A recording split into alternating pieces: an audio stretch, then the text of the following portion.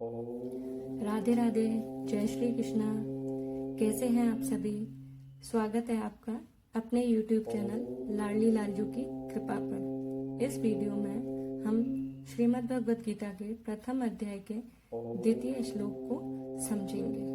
अब तक आपने पहले श्लोक में सुना कैसे धृतराष्ट्र ने संजय से पूछा कि धर्मभूमि कुरुक्षेत्र में जहाँ पांडव और कौरव युद्ध के लिए एकत्र हुए हैं, वहां मेरे पुत्रों और पांडवों ने क्या किया।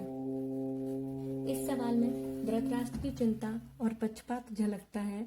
वो अपने बेटों की तरफ सोच रहे हैं और अब संजय जवाब देना शुरू करता है दूसरे श्लोक में। तो चलिए दूसरे श्लोक को समझते हैं। संजय उवाच दृष्ट्वा तु पांडवानीकं व्यूढ़ं दुर्योधन स्तदा आचार्यम् उपसंगमे राजा वचनीम ब्रवीत।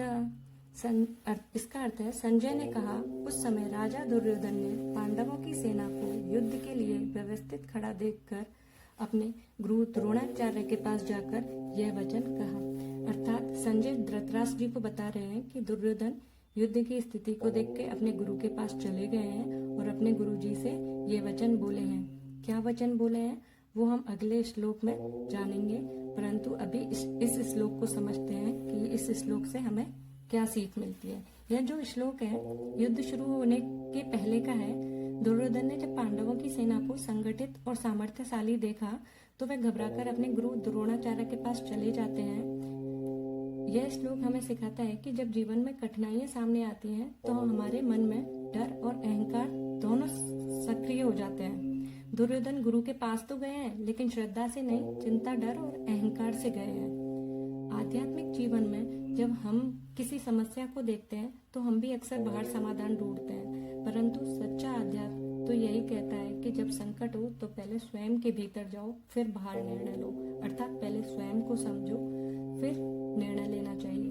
दुर्योधन का मन अस्थिर था, जबकि एक आध्यात्मिक साधक का मन स्थिर होता है।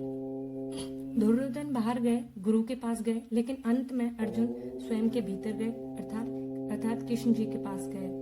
अपने गुरु से मार्गदर्शन तो लेना चाहिए, पर श्रद्धा और आत्मज्ञान के साथ। जब भी कोई पांडव सेना जैसी चुनौती सामने आए तो भीतर के कृष्ण को पुकारिए। यह श्लोक सिर्फ एक युद्ध का दृश्य नहीं है, यह हमारे भीतर के युद्ध का संकेत है, जहाँ हर दिन हम अपने कर्म, मोह और भय से लड़ते रहते हैं। इस श्लोक से हमें यही सीखना चाहिए कि कैसे जीवन का हर युद्ध हमें पहले स्वयं के अंदर जीतना होगा।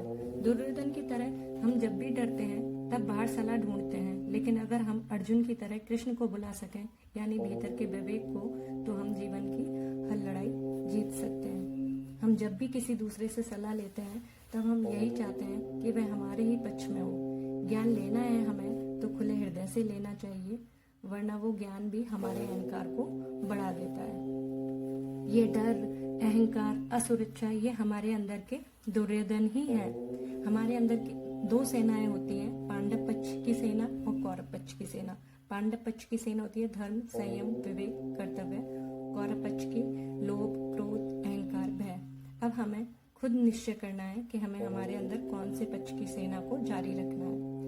इस श्लोक से हमें यह सीख मिलती है कि जीवन में जब भी कोई संकट आता है, बुद्धिमान व्यक्ति जैसे द्रोणाचार्य, उसे केवल युद्ध या लड़ाई के रूप में नहीं देखना चाहिए।